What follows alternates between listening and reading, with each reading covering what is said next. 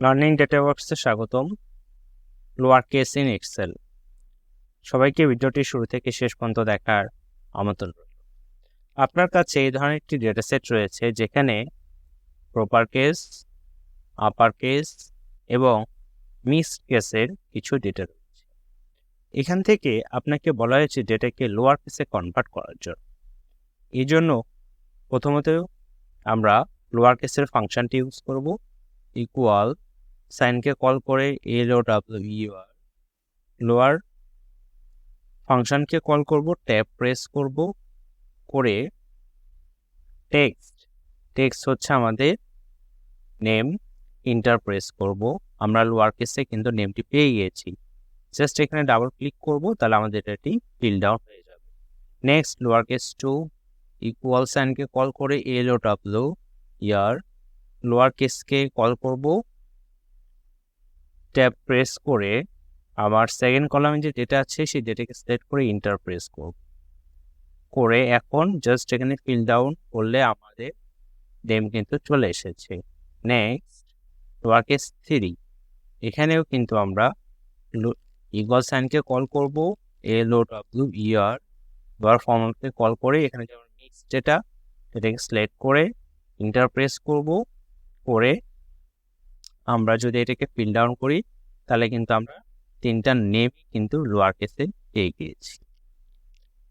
আমরা এটাকে করলাম। এখন সেকেন্ড ওয়েতে দেখি কিভাবে আবার লোয়ার কেসে একসাথে নেওয়া যায়। এই ক্ষেত্রে আপনার কাছে তিনটা কলামে ডেটা রয়েছে, ফার্স্ট কলাম, সেকেন্ড কলাম এবং থার্ড কলাম। তো এইভাবে একটা একটা করে করতে গেলে অনেক সময় ব্যাপার। এই জন্য আমরা যদি কল সাইনকে কল করে LOWER, লোয়ার ফাংশনকে কল করে তিনটা কলামকে যদি একসাথে সিলেক্ট করে যদি এন্টার প্রেস করি, করে ডেটাকে সিলেক্ট করে জাস্ট এই প্লাস চিহ্নকে যদি টেনে দিই বা ফিল ডাউন করি, তাহলে দেখা যাচ্ছে আমার একই সাথে কিন্তু ফর্মুলাগুলো চলে এসেছে। এখন আমরা যদি কোনো নেম চেঞ্জ করি, সাপোজ এখানে রাহুল কবির যদি লিখি, তাহলে দেখেন রাহুল কবির এবং রাহুল কবির কিন্তু চেঞ্জ হয়ে গেছে। এখানেও যদি লিখি রাহুল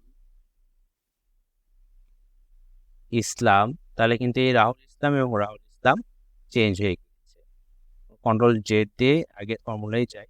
এভাবে লোয়ার কেসে ফর্মুলা ইউজ করলে আপনি যেখানে যে নাম চেঞ্জ করবেন আমার নেম চেঞ্জ হয়ে যাবে।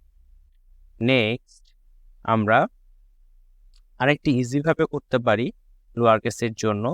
তো এক্ষেত্রে আমি যাচ্ছি যে লোয়ার কেসের নেমটি লিখ। সাপোজ লোয়ার কেসে আমি নেম লিখলাম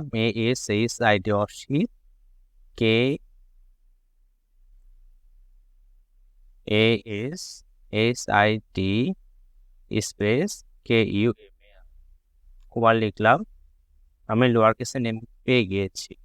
এখন জাস্ট পরের সেলে ক্লিক করে কন্ট্রোল প্রেস করলে আমার বাকি নেমগুলো কিন্তু চলে এসেছে।